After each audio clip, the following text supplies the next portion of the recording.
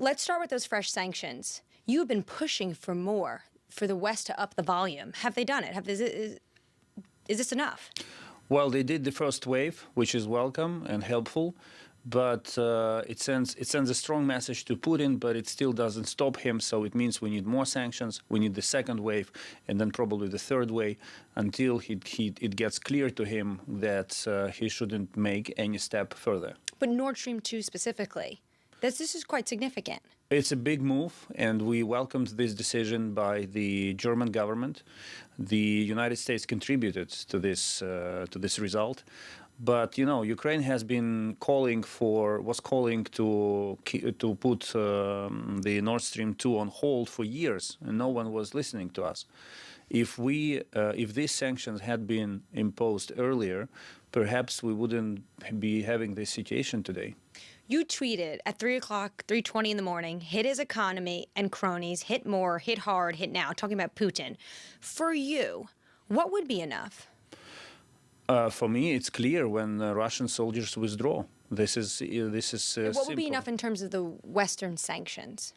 Well, again, I mean, there is an elaborated toolkit of sanctions prepared by the United States, Britain, Canada, European Union, and they impose them one wave after another.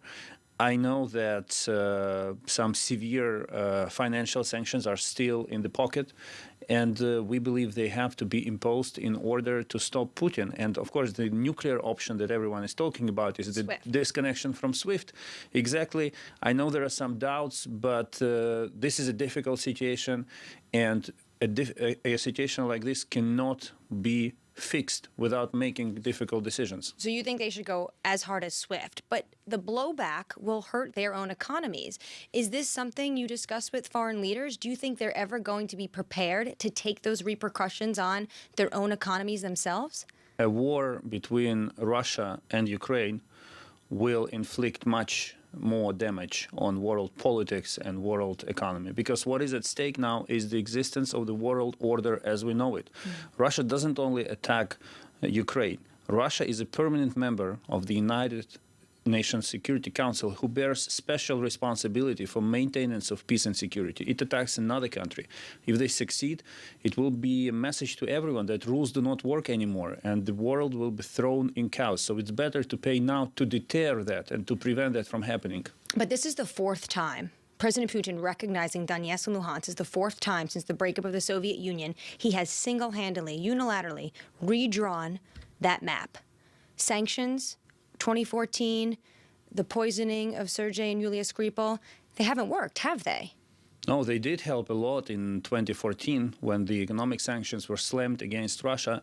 That helped to stabilize the situation on the front line in eastern Ukraine, and President Putin realized that his actions come at a cost which he didn't want to bear.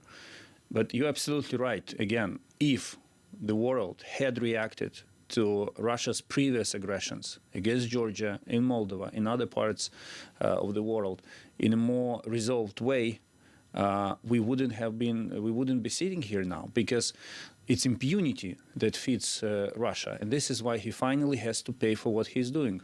What about your own economy? A third of Russian gas flows through.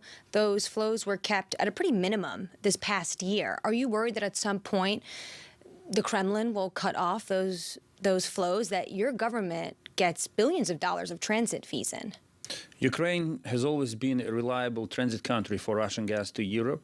For political reasons, Russia decided to bypass Ukraine, and this is how Nord Stream 2 and Nord Stream 1 were born. But there is a conviction in Europe that Ukraine must remain the country of a transit for gas.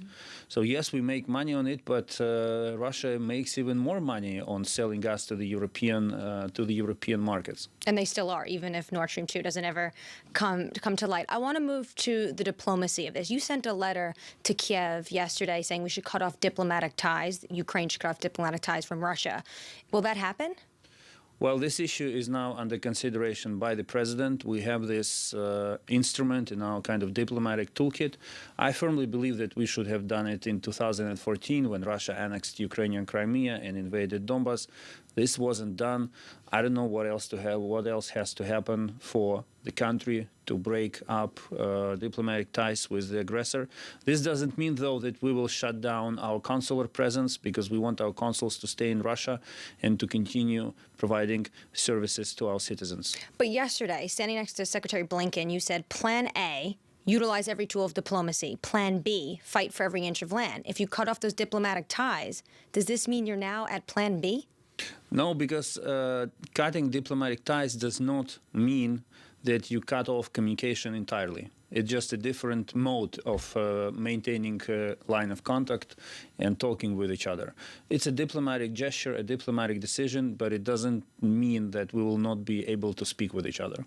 Ukraine, for the past few weeks, has been trying to play down a full-scale invasion. But now we have a state of emergency in the country. What's changed the assessment?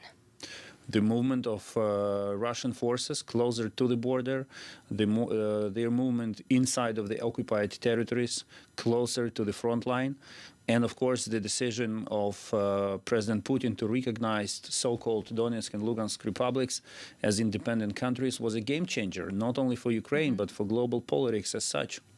I also want to ask you about cyber. That's something that happened today. Again, more cyber attacks. Your own foreign ministry's website was hacked. This has been going on for years. Banks, the Dmytro, power. In your discussions with Western leaders, you talk about tit for tat with Putin in sanctions. Do they ever talk about potentially hitting Russia with cyber?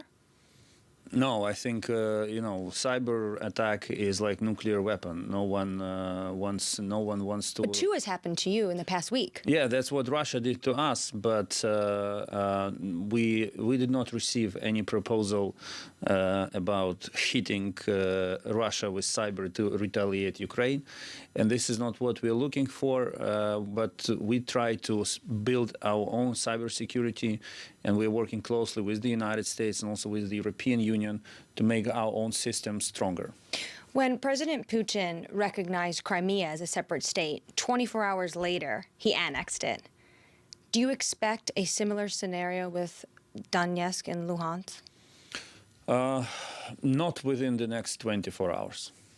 But do you expect that at some point in the near future? At certain point, the problem with President Putin is that he lives in his own world. He doesn't have checks and balances. He doesn't have free media, civil society, or politicians that would be putting pressure on him or advising him. He may wake up in the morning and decide to do that, but there is little that we will be able to do to convince him not to do it. But as the logic evolves, we see that he pursues military goals rather than political goals. And he needs Donetsk and Lugansk as battlefields, not as an integral part of Russia, at least at this point. I want to end on something happening in the United States that's getting a lot of attention domestically, which is that former President Trump, as well as some other Republicans, are actually praising President Putin vis-a-vis this conflict. The words were, he's savvy and a genius. What's your response? Well, it's good that the United States are not neighbors of Russia. Otherwise, no one in the United States would have such an opinion about President Putin.